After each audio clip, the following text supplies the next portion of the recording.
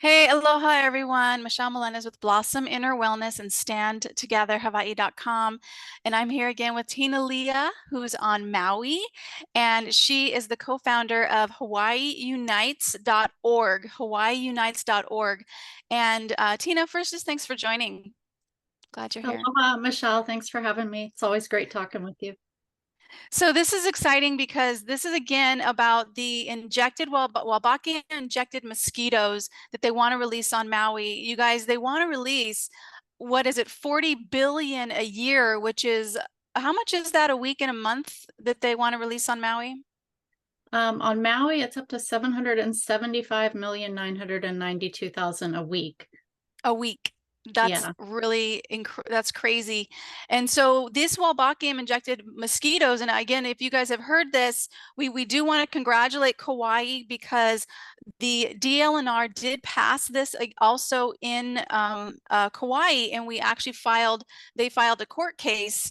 Two men, it was Mike and Ray, filed a court case to help to stop this. This is all happening without a full environmental impact statement. That's all we want. And they're saying that this is for mosquito suppression to stop the avian malaria that is supposedly killing all of the native birds. But here's the catch on this. They're not even going to test. Well, actually, you tell us. You tell us what the catch is on this around their testing to see if this is working to save the native birds. right. Well, it says in the federal documents they don't even know if it's going to work. But then in their environmental assessment for Kauai, they admit that they're not even going to take responsibility for monitoring how this affects the birds at all. So not even whether or not it works, but whether or not it's harmful to the birds. They're saying that's outside the scope of their environmental assessment, which is the whole, structure of the project and what they are responsible for. So that's completely outrageous. So here's the thing. They want to do an experiment that claim is going to save the native birds, and they're not even going to test and monitor if it's saving the native birds. So really, why are they doing this experiment? If they're not even going to monitor and test to see how this is impacting the native birds when they say that this is the whole reason for the experiment, why are they doing it? What are your thoughts on that? For why they're doing it, I think they have a bigger agenda tied into the biotech industry and, agreements that have been made in order to keep funding coming in and all of these different things that they want to do moving forward that are even way more concerning with the synthetic biology and the gene drives and CRISPR and all of that. So, and they have their lab, turns out that the DLNR, the lead agency for the state has a lab here and they've got a funding for their insectary. So they want to mass produce the mosquitoes here, these bacteria infected ones, and then eventually the CRISPR technology ones, the PGSIT, precision guided sterile insect technique, and just all kinds of different ways that they want to work with mosquitoes. And I think experiment, the biotech industry wants to use these islands for experimentation. So if you guys are looking at this going, what? Or if you're looking at this, go, oh my gosh, what can I do? Hawaii Unites Tina is the founder of that. They have a website where you can donate to the legal fees, because here's the thing. Maui is, they have a legal case coming up at the beginning of next year, 2024. And if this goes through and Maui wins this will set a precedent for not only all of the islands, but the world. This case will set a precedent for the world on this biotech engineered mosquito. So if you're like, oh my gosh, how can I help? You can donate to their legal fees. That would hugely help, even if it's $10 or $10,000, whatever it is, because I know that they have a big fee, lawyer fee right now, about 40K or close to that. So please donate. The link is in below. It is HawaiiUnites.org. But let's go back to what Tina's talking about, because Tina, you read the entire Maui assessment document, which is close to 200 pages. And I saw like you have notes in it, highlights in it, and what you're saying around the CRISPR technology. They're not even bringing up right now because they're saying that technology is currently not available. But that technology is actually in the documentation that when it is available, they'll be able to use it because it's in the documentation. Is that correct? Yeah, it's part of what they've been working on behind the scenes. So there are, universities on the mainland involved, these different companies that produce the mosquitoes. We don't know who all might be involved as they move forward with the different technologies, but we do already know that they have been working on this and researching it. And even with these Wolbachia mosquitoes, this has been something that was put in place over 6 years ago. So a lot of things have been going on behind the scenes that they're not letting the public know about. So even just the things that we're mentioning, that's just what we're able to see in the documents related to this project. But what else are they doing, right? And it's Well, really dangerous. you also submitted a FOIA, Freedom of Information Act request. Can you and let us know what did you submit? What did you want to find out, and what was their response? Yeah, we submitted a FOIA to the EPA because this product, the mosquitoes with the Wolbachia, is a product through the EPA where they needed to get an emergency approval to use it. And so there are documents connected with that. And, going through those documents, we found that there was a document that was withheld from the public that would show the manufacturing process and any pathogen screenings. And so we did a FOIA request for that. And the response was to let us know that that was confidential, essentially, that is some kind of a proprietary, confidential information that they're not going to be giving to us. So we don't even know, the manufacturing process would be very helpful to understand more about because that has to do with the different bacteria strains and mosquitoes, coming from outside of the islands and inside the islands and, the breeding of that and everything. But the pathogen screenings, to not let us know, I mean, that seems really obvious that the people would want to Something's know what wrong. diseases they're checking to make sure these mosquitoes don't have before they come in. And I don't think they are going to be screening them for those human diseases that we're concerned about.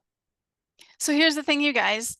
All that they asked, Hawaii Unites asked, a Freedom of Information Act, and that is something that you send to government agencies, and they're supposed to, by law, give you the information from that. It's supposed to be public information.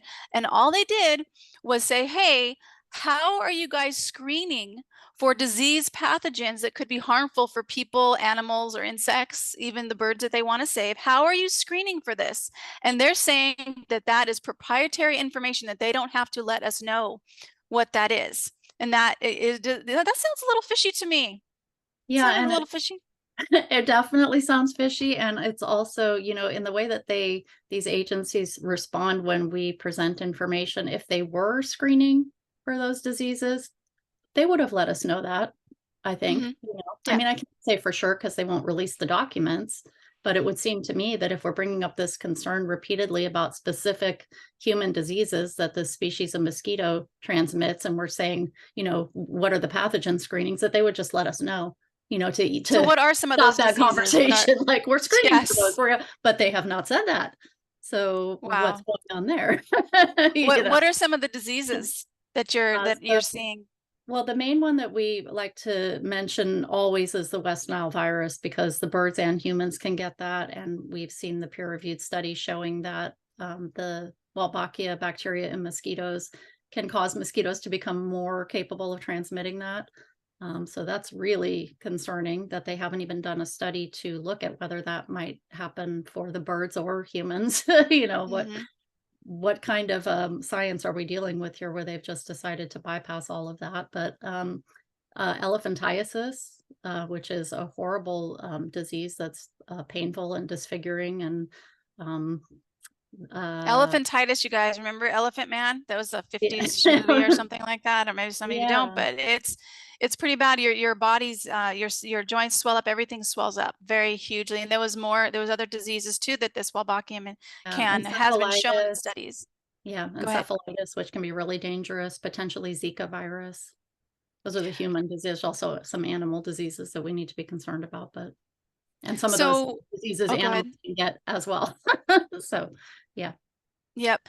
Also, Florida and Texas, even though they're not releasing the exact same strain of Wolbachia, they have released their own Mosquito, and there have been shown malaria has been found in both Texas and Florida, and they're also saying that it can be caused by a mosquito. Have you heard about that news report? Yeah, there's a couple of interesting things about that. One, the one document they did give us with the FOIA request was a very brief portion of the document that we requested, and in there we found that Texas and Florida were actually the largest Wolbachia mosquito releases to date, and they hadn't released that information in their documents prior. So that's really interesting that those were the states where these cases of human malaria acquired locally, which is the concern. How did this happen? And it is a different species of mosquito that transmits the human malaria than the one that they released. But things can happen where one species is suppressed and then another one has a surge in population. Things can happen with the horizontal transmission of the Wolbachia bacteria and whether that is causing, increased ability to spread disease. And, we've seen nothing where they've studied any of that. And there are, discussions going on about what has happened in other countries where diseases, can increase caused by a different mosquito than the one that was released because they've suppressed the population of the one they were targeting. So, it's just this, there's a balance in nature and, they Yeah. are causing in some cases irreversible effects on that. And then I mean, I don't know if we want to go into this, but this listening recently to what happened in Singapore, I think it was, where they had the surge in the other mosquito and the disease that mosquito transmitted, and they told everyone they needed to now get an injection because of that. So, Surprise, so there's a surprise. lot of things to look at here, like what the dynamics are and the actual goals might be, at the top of this plan, you know. Yes, and what she means by horizontal gene transfer, I don't know if you said that part, but the horizontal transfer means that, okay, tropical disease specialist Dr. Payne, he's decades of experience. The Hawaii what is it, not medical association, I'm not sure, but they actually asked for his opinion on this experiment. He said, do not do this. He literally said, don't do this. And he gave alternatives, which they're ignoring, but he did talk about the horizontal gene transfer, saying that if this Wolbachia injected mosquito gets into like a pond or whatever, drinks from the pond, it can actually transmit this bacteria to the regular mosquitoes that it's supposed to be incompatible with. Is that correct? Yeah, that the bacteria can live outside in the environment. And they're not addressing that at all. They're just saying that it is going to function in the way that they're intending it to through the mating. But it actually can live, these peer-reviewed studies have shown that it can live outside in the environment, and then other insect vectors of disease, not just mosquitoes, but there are other insects that, spread disease and they can pick up the bacteria, and not knowing whether or not this strain of bacteria in a specific, insect or specific mosquito species can cause a certain disease to be more capable of being transmitted. They should have just done all these studies. That's what we're asking for. So that Well, there's there's a reason no why they're not excuse. doing it, and the BLNR and is voting this through, and the DLNR has a lab, so that's a bit of a conflict of interest, wouldn't you say? That's a huge conflict of interest. So the DLNR lead, I would say, lead agency for the state on this mosquito release project. Their own board, the Board of Land and Natural Resources, votes the project through for their own agency. And then that agency has a lab to produce the mosquitoes from now until eternity, according to their documents. Like they never want to stop with these mosquitoes and the future mosquitoes with the CRISPR and all of this. Um, I mean, there's no question that's a conflict of interest. This shouldn't be happening Huge. at all, you know? So if So, you're listening to this and you're going, this is crazy, you are correct. And if you want to help set the precedent for not just Hawaii, but the world. Maui has a court case coming up the beginning of the year, 2024. You can help with legal fees. No amount of donation is too small. Let's show the world that this is not okay. Tina has taken this totally on by herself, and let's show the world that we love these sacred lands, these sacred Hawaii lands. And also, again, this court case will set a precedent for all the islands, as well as the world. So please do donate. The link is in the description, hawaiiunites.org, hawaiiunites.org. Tina, is there anything else you'd like to share about this? I just want to thank everybody for the support and for raising awareness about this. And the more people know about it worldwide, this affects everybody, and it is happening all over the world with these different types of mosquitoes. There's a lot of talk about how this could tie into the larger agenda of the control of our health from forces beyond our local control, which we do not want. And so to bring mosquitoes into that, we really all need to be seriously looking at this and joining together globally to challenge it. And I am really concerned about some of the things I was hearing this week. I think I said Singapore for where I was, Yeah. but actually, yes, there was something in Singapore where the population of mosquitoes was taken over just by the 3 accidentally released. But I think this thing I just listened to was Sri Lanka, where this happened, where they were trying to force people to be injected against the surge of a disease caused by the other mosquito because of it. So many things can go wrong, and there's all these different ways that they use these mosquitoes, and we have to keep up with that and they're Mm. changing and combining them together and all of this, but all of it is affecting the balance of nature, our natural world. These are human disease vectors. They're disease vectors for our animals that we care about, and that can affect the entire ecosystem. So we don't want this, and we didn't agree to it. And we need to stand up and say, if at the very least, if you are not sure, you should want them to have done the studies. You know, Hmm. have to, you Yep. don't have to agree that it's as concerning as I believe it is. Although I would say maybe take another look, because there's a lot going on here. But Hmm. you do have to agree. They should have studied this further, for the sake of the birds that they say they care about, that they're not even going to make sure this doesn't negatively They're affect as not part of their they're not agreement monitoring in it. this project. They're not monitoring it. So yeah, so they have this whole experiment that they say, let's save the birds, let's save the birds. Birds, not mosquitoes. But they're not even monitoring to see how this is affecting the birds. So it's obviously not an experiment for the birds if they're not even monitoring it. And the other thing I want to share with this as well is, yes, this is all about the male mosquitoes not being compatible with the female mosquitoes that, and in the regular mosquito population that then is giving malaria, to the avian malaria to these birds. But this Wolbachia bacteria, like she said earlier, has been shown in studies to enhance the malaria. And they actually have in their study that they will accidentally, because here's how they just bring the males out. They shift the mosquitoes, and the females are larger.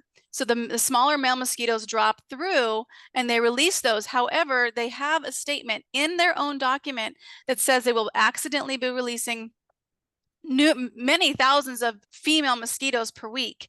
One female mosquito, just one, can lay up to 300 eggs in her lifetime. I believe that's right. Let me know if that's not correct. And that's hundreds of more females that are now in the wild, and now they're breeding in the wild with the compatible female with the compatible male, creating a different type of mosquito in the wild. That's what we're looking at, you guys. We're only asking them to do a full environmental impact statement, which they're refusing to do. And the Hawaii Islands deserve that. These are sacred lands. To do an experiment like this without that is like, I don't even have words for it. It's so disrespectful and dishonoring of these sacred lands. So Tina, thank you so much for joining me. And I'll just ask one more time, anything last words, and then we'll do a quick visualization. Yeah, I think that that covers it. This is, you know, we all need to come together on this. And so I appreciate so much you raising awareness about it and everybody supporting what we're doing. And if anyone can help, you know, to make sure we can keep this legal case going, hawaiiunites.org/donate. Yes, absolutely. Donate if this feels right for you, because this is again is not going to just set the precedent for these islands. It will set the precedent for all the whole mainland and also the world for this court case that's coming up. So let's just do a quick visualization. Great Spirit, infinite intelligence of all things.